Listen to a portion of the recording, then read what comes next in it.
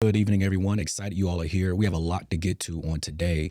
Guys, listen, we have Iran is running low on interceptors. They had an emergency funding at midnight. So they are running low on ammunition. That we have thousands of targets that are still remaining, Israel says, that they have yet to hit. We have Isfahan was struck. We have Dubai Airport is currently still shut down. We have the Pope demanding a complete ceasefire. We have the ship traffic over in Hormuz is down in the single digits. We have the UAE is intercepting 1,900 missiles and drones. That is a lot for them to be doing by themselves. We're going to talk about that. We also have Indian students losing their exams. And we also have oil. Oil is at $105. We have a lot to get to. I want you to stay locked in. Stay locked in. It's just a lot of information that we have to know. This is day 16. Brief update on what's currently taking place. Let's go.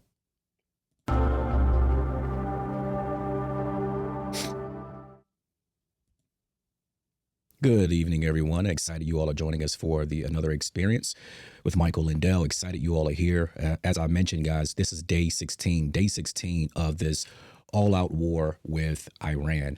And I want to share a lot of information, a lot of great information with you all in terms of what's taking place right now with regards to Israel, Iran. I want you guys to notice one thing that's currently taking place before we get into the nuts and bolts of everything.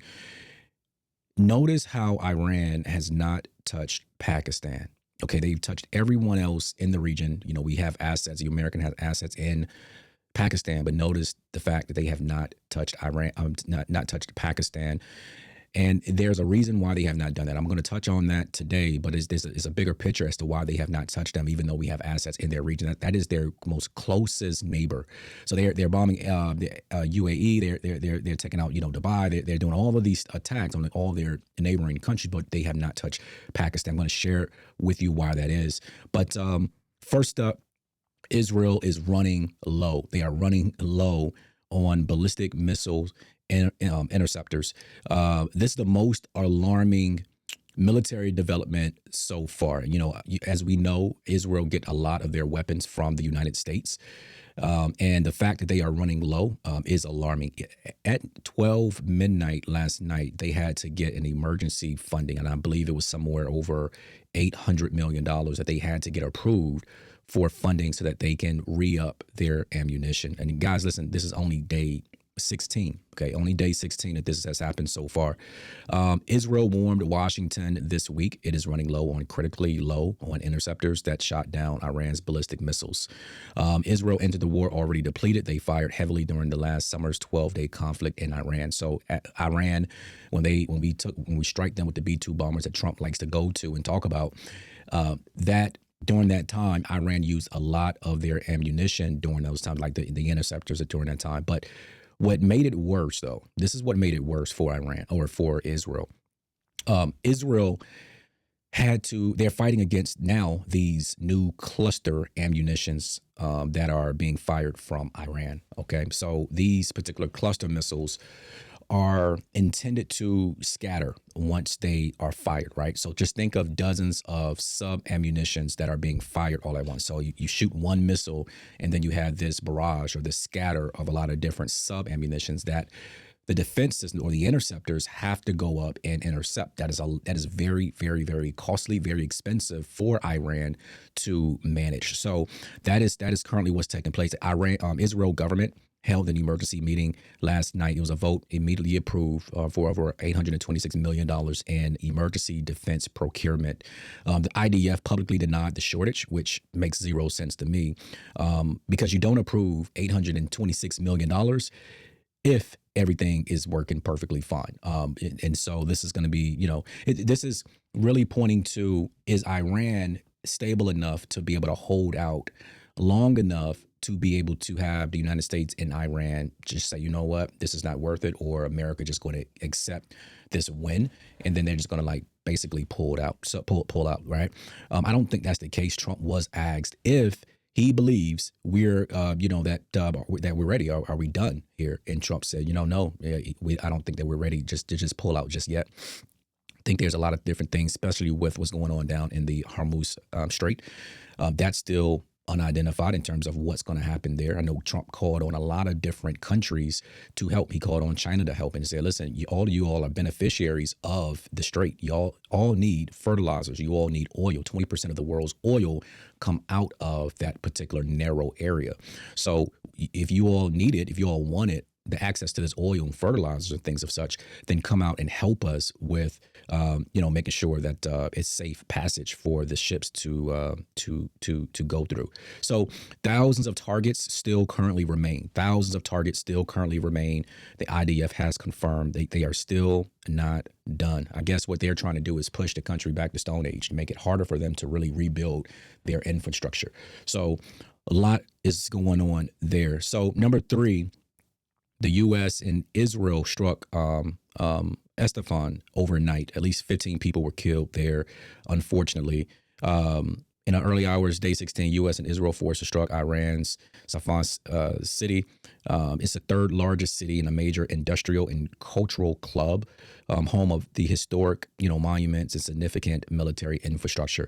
Number 4, Dubai International Airport was temporarily shut down after a drone hit a fuel tank in Dubai. Now, mind you, they really prize themselves on making sure that, Dubai, I mean, this is a place that is like, you have every major city in this one city, right? They took pieces of New York and all of these different places, and they really built this beautiful place in Dubai. And so just imagine you go in there for a vacation and you really simply cannot enjoy yourself because they are now shut down. They're under attack as well. So the Civil Aviation Authority suspended all flights as a precautionary measure. Hundreds of passengers was evacuated from the terminal. Dubai Airport is one of the largest or busiest airports, handling just over 87 million passengers a year. Number 5, another thing that we have to be concerned about or just know, President Trump says Iran wants a deal, but he's not ready for it, right? He's just simply not ready for this deal, okay? Trump told NBC News on day 16 that Iran wants to make a deal. He also added that I am ready for one because the terms, he said, I'm not ready for one. I'm sorry. He said, I'm not ready for one because he says that the deal or the terms are just not good enough. I don't know what enough means. I don't know if it basically means that America's going to get, one thing I know about Trump, this is what we have to understand about Trump. Trump is the type of guy that he has to get something out of the deal, okay, permanently. If you want us to pull out, he is looking for something that's going to be a forever deal. Just know that about Trump. He wants a forever deal, okay? Like he did with Ukraine. Hey, we'll do this deal with you. We'll give you conditions or we'll give you security guarantees. However, we want mineral rights. Okay, the same thing will likely happen over in Iran. If Iran is very rich in fertilizers, they're very rich in oil. So what deal will we get? Will we get some sort of placement? Will we get some sort of territory in Iran in case they try to act up again? So I think Trump is going to be looking for that. He also floated postponing his planned summit that he has with President Xi of China, which was scheduled for March the 31st. Okay, so he says that, he wants to know if China will help unblock the Strait of Hormuz before the meeting happens. So I don't think anything bad is going to happen, but we have to also understand that China, I want to say is around 10%. Somebody fact check me on that, but I believe it's like 10 to 15% of all the Chinese oil comes out of Iran. So they are providing a lot of oil to Iran for energy purposes. So Trump also told NATO allies publicly in a Financial Times interview on day 16 that if there's no response, okay, he said if there's no response, if there is even a negative response, I think it will be very bad for the future of NATO. We all understand Trump he just bashes and attacks NATO every chance he gets, and I think rightfully so, given the fact that there's an article in NATO that says that attack on one is an attack on all. So what is NATO going to do to really support the initiatives of the United States in this war, this conflict? So he's looking for NATO to chime in. He's looking for China to chime in. He's looking for India to chime in. He's looking for all these major countries to say, listen, we're going to help the United States out because we believe in peace. We believe in security of the region. And so this is a way in which we have to make sure that shipping can get out of the Strait of Hormuz. And for those of you who are not familiar or unaware of what happens or what is happening in the Strait, there's this small, narrow area in this body of water that it's the shipping lane for all food and for all oil fertilizers to come in and to come out. Primarily oil is coming out, however food is coming in. So when you think of like Dubai, UAE and things like that, they are shipping, there's food that's trying to get there because they don't have a lot of resources to provide food in their country. So food has to come in, oil has to come out. Okay. And so in this particular area, there is a part or section that kind of goes into Iran's territory. Okay, now it's still considered international waters. However, in order for ships to pass in and out, they have to kind of go inside of the territory of Iran to be able to deliver and to extract oil. And so what we have found, or what is currently happening, is Iran is saying, listen, if you're in war with us right now, whether you're helping the United States out, or if you're Israel or whatever the case may be, you cannot bypass this because we're placing mines. We're mining that particular area. So you're either going to get shot down, or there's going to be mines in the water that's really going to be devastating to you and to your country or to your business if you're trying to come in and out of this particular territory. So think of it as Iran using this area as a way to provide more leverage to their country, right? Basically saying, listen, United States, you back down, or we're going to make sure that these shipping lanes we're going to wreak havoc. We've seen that with oil prices right now. I think a gallon of gas in the United States is somewhere just over almost $4 per gallon.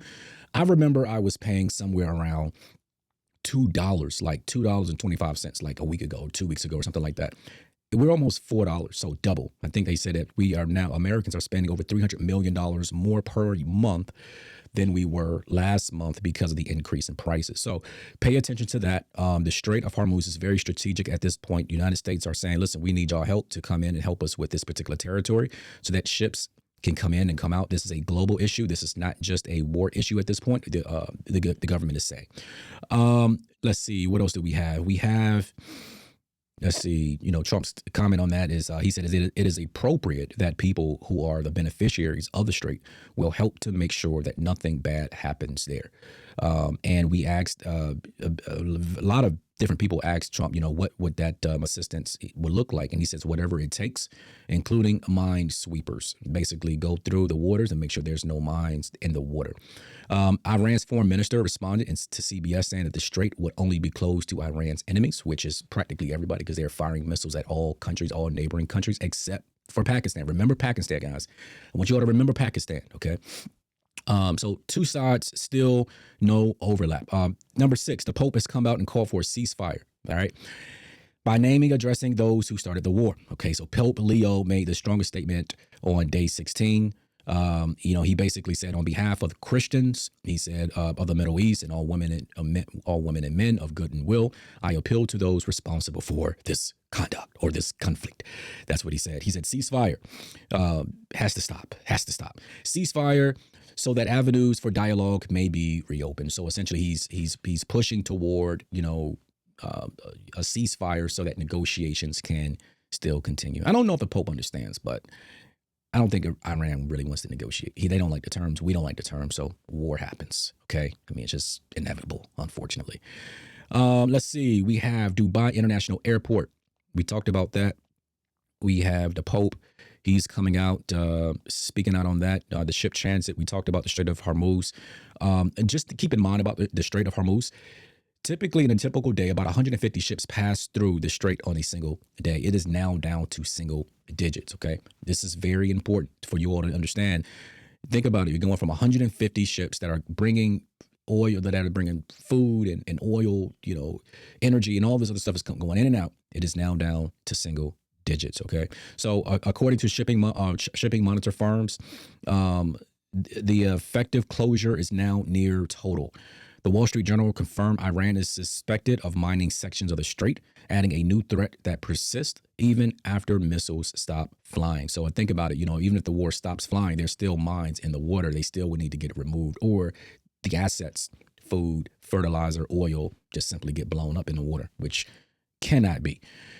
UAE, man, these guys are intercepting just over 298 ballistic missiles, 15 cruise missiles, and 1,600 drones since day one. Okay, remember that number. That is a big number for the UAE to monitor, to have done, all intercepted Since the beginning of the war. That's 24-hour around the clock manpower that has to go into protecting the country. That is a lot of assets there. 6 people killed, 142 injured, despite the interception rate. That's 142 people have died. Let's see, India, the CBISE board canceled all school exams across 7 Middle East countries. So, I added this to the slide, guys, because this is important, because it's not only affecting geopolitics at this point. And we're talking about financial, positioning for most countries out the world. We're talking about the petrodollar. We're talking about oil prices. This energy. I mean, energy touches every single aspect of every economy. You can't get away from that. So the fact that we have that situation, but now we have an academic situation where, schools are starting to having to cancel schools, the board exam for students, and Bahrain, Iran, Kuwait, Oman, Qatar, Saudi Arabia, and the EAE have all canceled their board exams. All exams March 16th through April 10th canceled. This war has now disrupted the academic future of hundreds of thousands of Indian students living in the Gulf. Okay, so again, we are hitting a lot of different territories here. Number 10, we have the oil has hit $105 a barrel. This is the biggest oil disruption in recorded history. Very important for us to know that. Highest level since July of 2022. So this is just up 60% from $65 before the war began, February 28. All right. So Goldman Sachs has projected that oil averages $110 through April. It hits U.S. inflation, hits a 3.3%. U.S. inflation has hit 3.3%. So inflation has risen. Obviously, inflation is going to rise because oil prices, again, we just talked about that. Oil touches every single sector. It touches the food industry. It touches, whether it be taxis, Ubers, it can affect anything. Just think about anything that you do. If you have power in your house or whatever the case may be, oil is the driver of it all. So it's going to touch every sector of the economy. So this is day 16. Just want to give you a brief update on that. Israel running low on interceptors. They had to get an emergency approval for funding at midnight. Thousands of targets are still remaining, says Israel. Dubai airport has been shut down. The Pope is coming out requesting a ceasefire. Shipping traffic through the Hormuz is now in the single digits. Trump is still fighting, trying to build a coalition of countries to come in to take over the Hormuz, the shipping lanes. UAE intercepting 1,900 missiles. All right. And oil has crossed $105. So this is brand new information. This is day 16. Just wanted to provide you with this information. I want you all to like and to subscribe if you can.